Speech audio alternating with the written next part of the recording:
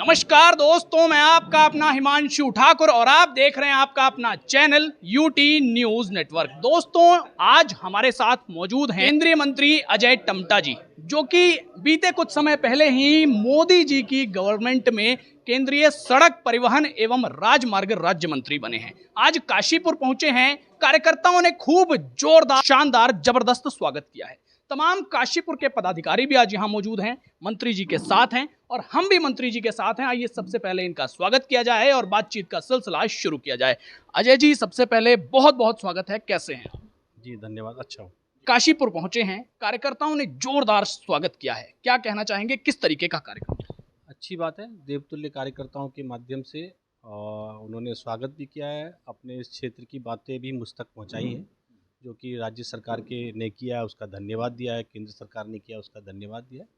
बाकी के जो काम कार्यकर्ताओं के माध्यम से जनहित में दिए हैं, उन कामों पे भी हम विचार कर रहे हैं। जी, केंद्रीय सड़क परिवहन और राजमार्ग का मंत्रालय आपको मिला है और नितिन गडकरी जी, जिनका नाम आज के समय में भारतीय जनता पार्टी में और भारत देश में टॉप के नेताओं में आता है, उनके साथ आपको काम करने का मौका मिला है। किस तरीके से इस क्षेत्र में आगे विकास करने की नीतियां हैं, किस तरीके से प्रयास कर रहे हैं?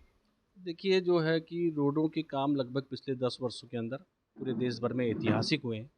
नरेंद्र भाई मोदी जी के मार्गदर्शन में, नितिन गडकरी जी के मार्गदर्शन में भारत का रोड नेटवर्क का चित्रण बदला है और आगे भी उसी प्लानिंग के अनुसार हम काम कर रहे हैं। और 2047 के भारत, जो विकसित भारत होगा, उसकी परिकल्पना, उसकी हाइपोथेसिस को रख करके हमारी योजनाएं बन रही हैं। उस योजना के अनुसार ही हम आगे रोड नेटवर्क को विकास करेंगे, उसको विकसित करने में सहयोग करेंगे। उत्तराखंड प्रदेश में अगर मैं नेशनल हाईवेज की बात करूं तो किस तरीके से आप लोगों की नीतियां हैं ताकि हमारे उत्तराखंड की वन संपदाएं जो हैं उनको भी कोई हानि ना हो, क्योंकि ये बात अक्सर कही जाती है कि अनियंत्रित विकास के चक्कर में प्रदेश की जो असल संपदाएं हैं वो नष्ट हो जाती हैं। ऐसे में किस तरीके से दोनों का मेंटेनेंस करके और डैमेज कंट्रोल करके काम होगा?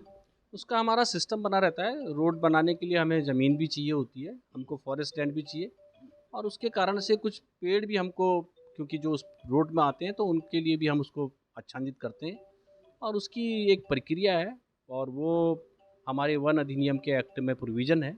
और उसके अलावा जितनी ज़मीन हम उनसे लेते हैं उनको अपनी ज़मीन देते हैं। जितने पेड़ अगर उनके कटते हैं उनके दुगने पेड़ों का पैसा दे करके प्लांटेशन करते हैं। अच्छा, काशीपुर शहर की जनता किस प्रकार की विशेष सौगातों की उम्मीद और आशा रख सकती है? आने वाले समय में काशीपुर दिल्ली का समय बहुत जल्दी बहुत कम हो जाएगा, क्योंकि हमारा जो ग्रीन फील्ड होते हुए नया रोड नेटवर्क मुरादाबाद से लेकर काशीपुर रामनगर तक बनने जा रहा है और उसमें कई फ्लाईओवर भी हैं हमारे और बहुत सारा नया रोड भी बनेगा, जिससे हमारे बहुत सारे समय की बचत होगी।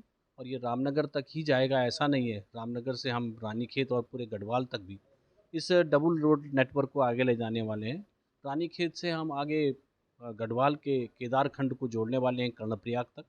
ऐसे ही जैसे हमने कि ऑल वेदर रोड के माध्यम से चारों धामों को जोड़ा है, चाहे वो बद्रीनाथ, केदारनाथ, गंगोत्री जी, वहीं हमने आदि कैलाश को भी जोड़ा है। इस रोड नेटवर्क का काम जो हमारा पिछले 10 सालों में चल रहा है उसको और तेज़ गति के साथ हम करने वाले हैं। अंतिम सवाल है मंत्री जी, प्रदेश में निकाय चुनाव की तारीखों की गाड़ी जो है वो लगातार हल्की सी स्पीड पकड़ती है और फिर उसकी स्पीड थम जाती है। अभी बीते दिनों चर्चा थी कि जल्द चुनाव होंगे, फिर अचानक से चर्चा रुक गई और चर्चा ये चली कि अक्टूबर अंत में चुनाव होंगे। अभी 2 दिन पहले फिर एक नई चर्चा आई है कि अक्टूबर अंत तक भी निकाय चुनाव का जो ये मसला है इसमें कुछ कांटे अब भी बाकी हैं।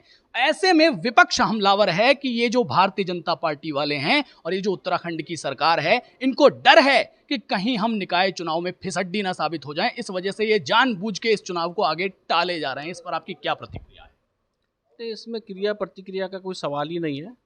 चुनाव एक संवैधानिक व्यवस्था में होता है और हर एक चुनाव को कराने के लिए एक आयोग उसको गठित करता है, आयोग करता है। और इसलिए पंचायतों का चुनाव हो चाहे नगर पालिका को हो, इस सभी को चुनाव कराने की एक प्रक्रिया है। उस प्रक्रिया के अनुसार आयोग ही डिसाइड करता है, सरकारें डिसाइड नहीं करती है। इसलिए पक्ष और विपक्ष अगर कुछ भी कह रहा है तो मैं समझता हूँ कि ये आयोग का ही मामला और आयोग जब चाहेंगे तो तभी चुनाव करेंगे। चलिए, बहुत धन्यवाद। तो साथियों, आपने सुना केंद्रीय सड़क परिवहन एवं राजमार्ग राज्य मंत्री अजय टम्टा जी को, जिनका स्पष्ट रूप से कई सवालों पर हमें और आपको जवाब मिल गया है। जैसे कि निकाय चुनाव को लेकर के इन्होंने अपना स्पष्ट मत रखा कि पक्ष और विपक्ष चाहे कुछ भी कहता रहे, लेकिन जो रूल्स और रेगुलेशंस हैं उनके आधार पर ही शुरुआती समय से काम होता आ रहा है और भविष्य में भी काम होता रहेगा। ऐसे में इनकी बातों से, इनके वक्तव्यों से आप लोग कितने सहमत हैं, कमेंट सेक्शन में लिख करके जरूर बताइएगा। धन्यवाद।